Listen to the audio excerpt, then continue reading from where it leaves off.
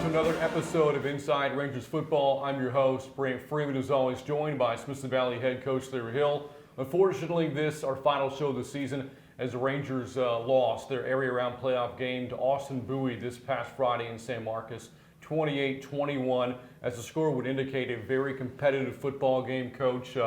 You were kind of playing from behind the entire game, kept trying to claw back in and couldn't quite get that one break to get over the top. What did you take away from Friday's game? Well, I think that describes it exactly. You know, they put a nice drive together and go down and score. Then we immediately turn the ball over, but make a stop and then kind of go down and score ourselves. And but in the second quarter, they get a few anyway. We go in at half, trailing 21-7, and make it immediately 21-14. But then they pull away. It's 28-14, and we score again, 28-21, and get a stop. And have the ball on their end of the field, have a chance to go in and tie it, and just weren't able to convert it. And I think just two evenly matched football teams, very similar in style, and not to oversimplify it, but they made a few more plays than we did. I mean, both teams were playing extremely hard. It was not a sloppy game full of turnovers, it wasn't any of that. Just two pretty good football teams getting after each other, and they were able to make a few more plays than we did. And hats off to them. Congratulations to Bowie. They did what they had to do to win and move on to the third round. And again, you're always one to tip your cap to the opponent when they play well. And when we previewed the game, we talked about the offense was pretty balanced, but Noah Camacho was a pretty special back, and that turned out to be the case in the game this past Friday, almost 200 yards rushing. What made it so hard to contain the run game? Well, he's a powerful back as well as speed, got good vision. I mean, he's a complete back, got quite a few yards on the year. We certainly aren't the only one that had a hard time with him, but I thought they had a good scheme. I thought their guys up front blocked well, and they did just enough with their quick game to force our outside linebackers perhaps to inch out just a little or be conscious of getting under that, and created maybe just a little more space for him on the inside. And when you do that with a good back, he's capable of getting away from you. And as I said, it wouldn't take much if that's what you're trying to do. If you're trying to do the what-if game, there's probably 3 or 4 plays there that maybe had gone the other way would have turned the tide. But we didn't make them. They did. So, again, hats off to Bowie. You look at the play of your offense, and obviously, ideally, you want explosive plays to kind of make life a little bit easier. It's hard to sustain long drives to score points.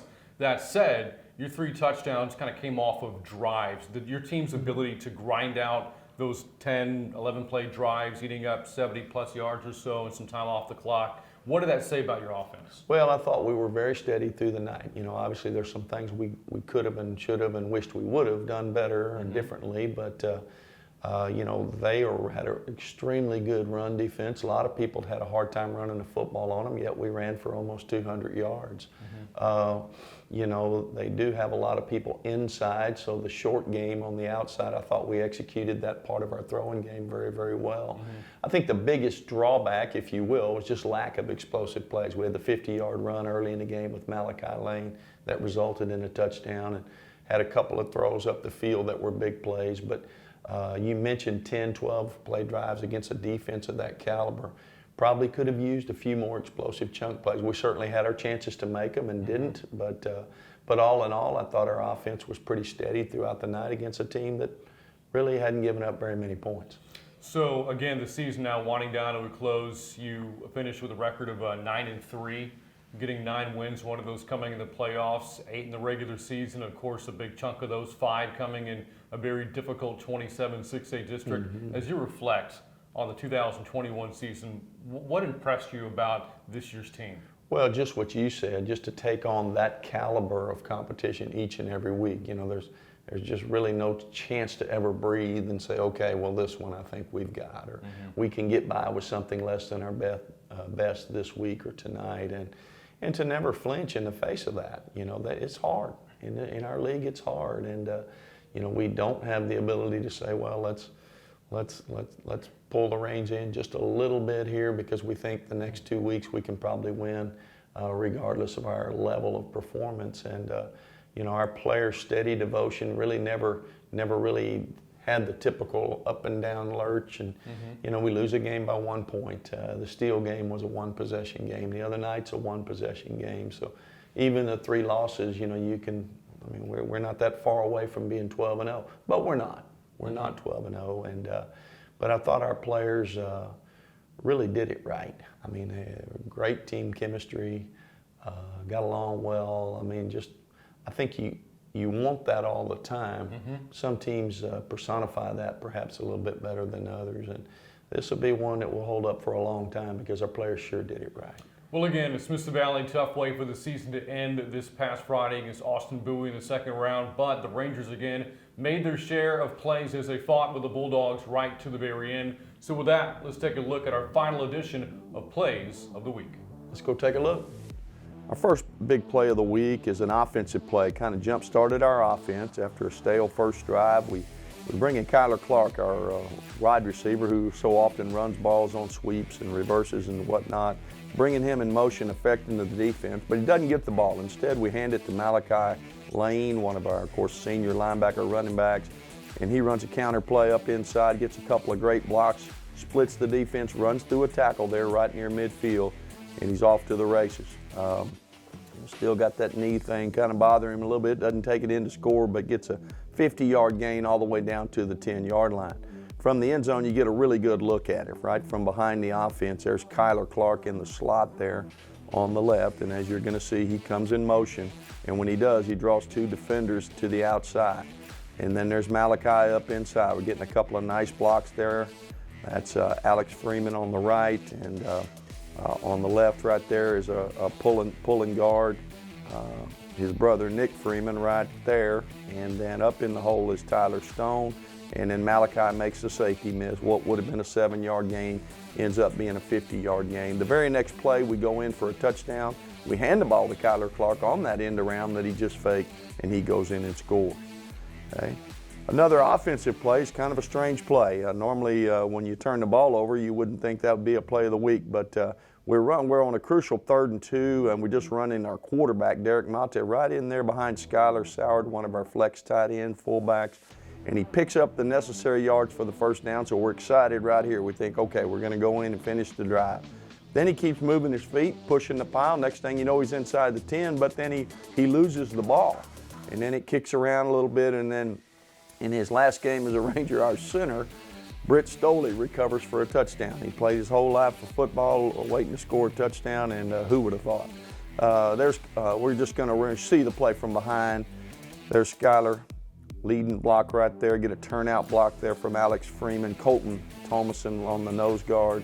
Then we get that block from Skyler, and then you see Derek's very easily through there picking up the 2 yards that he needs.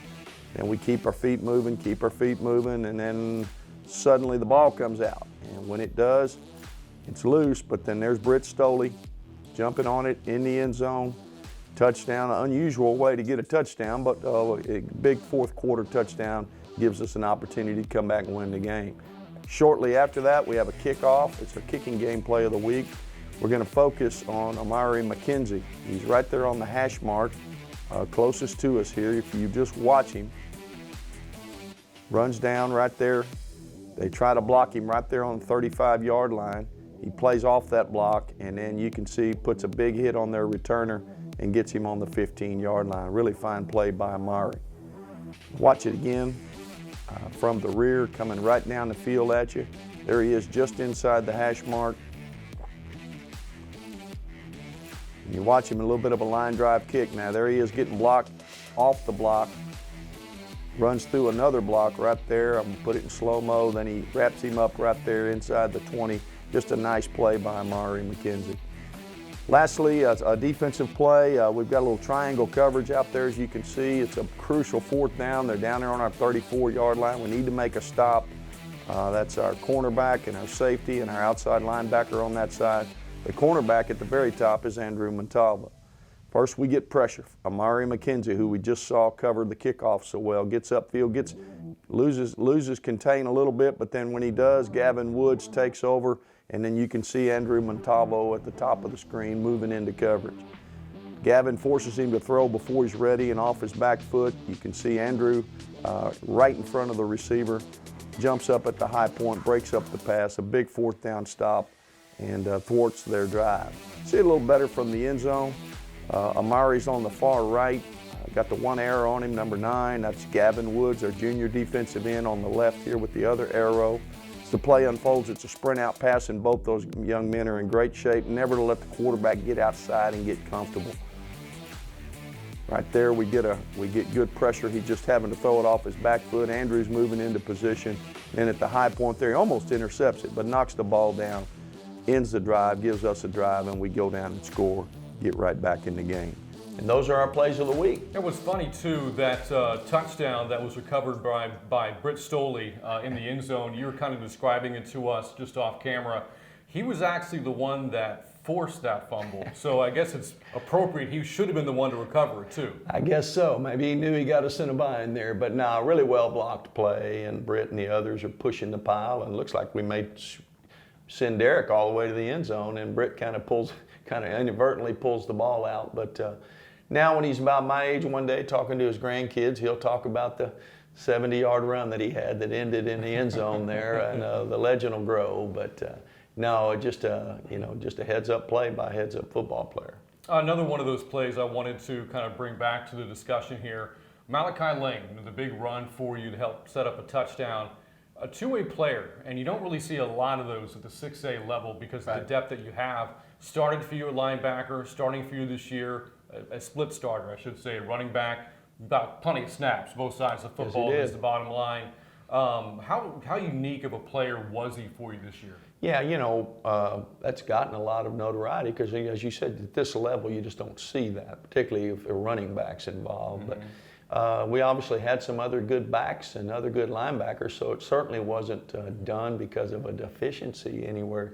He's just that good a player. We just felt like a player of his caliber needed as many ways to impact the game as we could possibly give him. And here he got almost 800 yards rushing in addition to being our leading tackler, of course, on defense, as he's been for several years. Mm-hmm. So, it's really more of the result of just a desire to let him impact the game more, and he did it. In the last couple of weeks, he's been a little bit gimpy with his knee. I think you saw on that 50-yard run probably 3 weeks ago, that's a touchdown. Mm-hmm. But nonetheless, played through that. And then on top of all that, perhaps as fine a leader as we've had in many, many years here. So I had to jump his tail the other day a little bit. I think one of his grades slipped below 97. So, he's kind of dropping the ball there academically. No, any way you turn him, academically, leadership, high character guy, great teammate, and then, of course, just a tremendous player on both defense and offense. Well, again, Smithson Valley coming up short in the second round this past Friday to end their season. When we come back, we'll talk more about the 2021 year with a look ahead to 2022. Back with more of Inside Rangers football right after this. Jeremy! Guys! That's who I'm on the phone with right now. Jeremy Fuller, my family State Farm insurance agent. Jeremy! Did you call your parents yet? Jeremy! Let's go Rangers! What does the new Experience IQ do on the GVTC Wi-Fi app? Check it out. I'll be the parent and you be the teenagers. What? Malachi, get off your phone and study your playbook. Aw, man. Nick, are you learning about breeds of kittens? Gosh, so what? I can't have any privacy? Not with Experience IQ.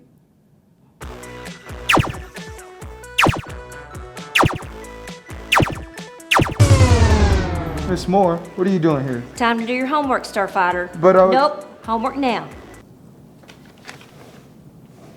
I don't like Experience IQ.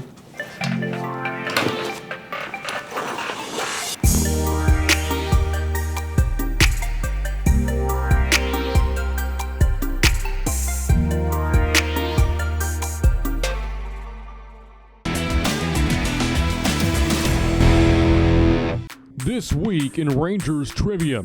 Now that Smithson Valley season is over, the Rangers are saying goodbye to their 2021-22 senior class. How many seniors were a part of this year's Rangers team? Is the answer A, 35, B, 40, or C, 45? The answer is C, 45. and that group of seniors helped lead the Rangers back to the postseason for a 12th straight year and for the 27th time in the last 29 seasons under head coach Larry Hill. So that's right, 45 seniors is a part of the 2021 class, and Coach, you've gone through this now 29 times over, saying goodbye to a group of seniors here at Smithson Valley, each one unique in their own right. Yeah. What made this group special this year? You know, just their resiliency, not just this year, but through the years. You know, we play a tough schedule, very tough district, as we know. Our playoff route is really front-loaded. We play a lot of great teams early in the playoffs. And, you know, for that many of them to stick with it, not really ever being 100% sure of the outcome. You're not in a league or a region or situated geographically where you can say with most certainty that, hey, we're probably going to win every game. Or, you know, we've just got tons of teams on our schedule that we're going to be better. Everybody's going to get in the game every week.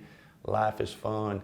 You can't really say that with our schedule, certainly in our league. And for that many kids to have that kind of devotion and stay with it, knowing that many of them aren't going to be the guy that gets 20, 30 snaps and get interviewed after the game, you know, that says a lot about it. I want to be a part of this team. I want to be with these guys. I want to be in the brotherhood, and I want to be able to absorb all the intangibles that Ranger football brings, whether I'm the most interviewed player or not. That says a lot about kids, and I hold this group in high regard. As I pointed out, you've been through this several times over, and so each time you obviously have to start thinking about the following year. I mean, here we are just a few days removed from your final game of the season. Don't know where the thought process is there yet, but at what point do you start kind of thinking about roster turnover, having to fill the gaps from the seniors left behind from the year prior? When do you start thinking about personnel for 2022? On a bus ride home the other night, you know, you just kind of start turning some things over. I've got notes in my phone, and you know, that I kind of add to all off season long and throughout the season, and you know, kind of busted that out. That's probably a character flaw of mine, but I guess that's just how I'm wired. You know, the good Lord said, okay, I'm going to make this one, you know, a little weird, and so He did. But you know, you've always got to have a what's next. I think every program does, and there'll be a what's next. You know, we had a very fine JV team that did a tremendous job this year in a highly competitive schedule, losing some kids to Piper, losing 6, 7 sophomores to the varsity, continuing to play a tough schedule. Got a really fine freshman group that also had a good year, and then we've got some returners, and you know, that's always a fun thing. It's always hard to let a group go, but then taking a new puzzle out of the box. Some of the pieces are the same, some of them are new, and beginning to fit them together. And expectations for Rangers football will not change. Who we play, where we're at, what classification we were, that could change this year. But we anticipate, we're looking forward to having another good group come back, all the while wishing well the guys who are moving home. You mentioned classification could be changing, district could be changing. Every couple of years we have this conversation when your season ends about realignment. Yeah. So that's going to be coming up here early part of 2022. What do you anticipate could potentially happen with your program in terms of where they could wind up? Well, you know, we have all the schools were required to turn in their enrollment projections at the end of October. So we, like everybody, did that. And then sometime late November, early December, they come out with the first kind of news of realignment. They begin to go, they tell you where you're going to be. Okay, here's the Allen with 8,000 kids, whatever they have, and here's the lowest enrollment school in Texas. And here's where everybody falls. And they go ahead and put the cuts there. There's the cut between 6A and 5A, 5A and 4A, et cetera, et cetera. That will get done here in a few weeks. And then, so you'll know what A you are. And then in February, the first Monday in February, then they'll tell you specifically what district you'll be in. So with what we turned in, Brant, there's a increased likelihood that for the first time in a long time we may drop down a classification. The opening of Piper High School, obviously siphoning off kids from our enrollment. So I would say there's a pretty good chance, it appears, that we will move down to 5A, which will change our schedule. Obviously, we'll be playing different people, and now who that would be, remains to be seen. And is that a certainty? Still remains to be seen. But Ranger fans can look for that initial announcement, what A will be, probably in the next few weeks. So again, the potential is there for a drastic district change for you and classification change. The last, gosh, what has been now 8 years or so, you've been linked up with Clemens, Judson, Steele, New Braunfels, Wagner, and you and I have been talking year in and year out what a difficult district this is, arguably one of the top districts in the state. If this is the end for the time being and Ranger football grouped with those. We won't miss them. If that was what you were going to ask. Two of them called me the other day because they had heard what number we turned in, and those were their words to me. I don't think they're going to miss us. I don't think we're going to miss them. But somebody will step up and take their place and make it tough on Smithson Valley football. But hopefully we can make it tough on them too. I'm going to finish my question as you reflecting on your time with those programs. How did it make your program better? Well, it has. You have to. I mean, you're either going to swim with the sharks or you're going to get swallowed up by the sharks, And I think all of us in 27 6A feel the same way. We all hold each other in higher regard. We've all had our wins against top programs, losses against top programs. It's been so very, very difficult for teams to run the table. In those last 8 years, you've seen very few teams win every game, even if they're the district champion. Times we've wanted, I know one year we had to win the last game and we're the district champion, but if we lose it, we're going to finish 6th. So that's how competitive, and every year's like that. And when you do win, you don't enjoy it very long. You get on the bus heading home or get in your truck driving home if it's a home game, and you don't enjoy it very long because here comes another one. But it's been even. Everybody's had the same thing, and that part, if we're not together anymore, well then I guess maybe that gets transferred to a new set of teams. So to some extent, that's exciting. Let's do something a little different. On the other hand, as you said, it's kept us on the cutting edge for a lot of years. The last, 18, 24 months or so, life has certainly been heavily impacted by the pandemic. Routine has had to change drastically. Your season last year didn't end until the middle of December, which kind of pushed your off-season schedule back a little bit. It did. So finally you got back to a normal fall, relatively speaking, of playing in August, ending here now in November. Will your off-season this year now kind of get back to, for lack of a better term, normal? Well, perhaps, like a lot of people and a lot of situations in the pandemic, it forced you to do some things a little bit differently. Some of the things you did, you won't do again. You hope that the situation never arises where you have to do that again. Some of the things you did out of necessity, you know what, that's not bad. Maybe that belongs in this part of the off season and not when it normally would. How you meet, how you practice, how you do your day-to-day operations, because there's some things we did this year even though we didn't have to. So I think we'll have to look at that again. Kind of let's figure out who the bad guys are, what league are we in, who we playing, what's the schedule, and that may shape the sequence. Probably won't change what we do, but it could affect the sequence of when we do them, and that's still to come. Well, Coach, it's been a pleasure working with you here in 2021, and looking forward to year 30 for you next season. Yeah, boy, I must be an old guy, but anyway, Smithson Valley is a special place, and myself and the coaches and the returning players look forward to it. And anytime something's going to be a little bit different, it appears that it will be. It's always exciting, a little nervous about it because you don't know what lies ahead, but we look forward to it, and the Rangers will be ready. So 3 decades of success for your program coming up on year 30, but it's great that you started coaching this program at the age of 14. So it was 12 actually, yeah. So my 42nd birthday just recently here, and if you believe that, I've got some oceanfront property for you in Kansas that I'll sell you to. But I appreciate you, Brent, and Bo Wick, and all of Wick Productions, of not only for this weekly show, but all the things that they do for us on the Rangers Network, the weekly broadcast, the midweek coaches show, just the home game, school board operations. What we have is very unique and very special. I don't take it for granted. None of us do. And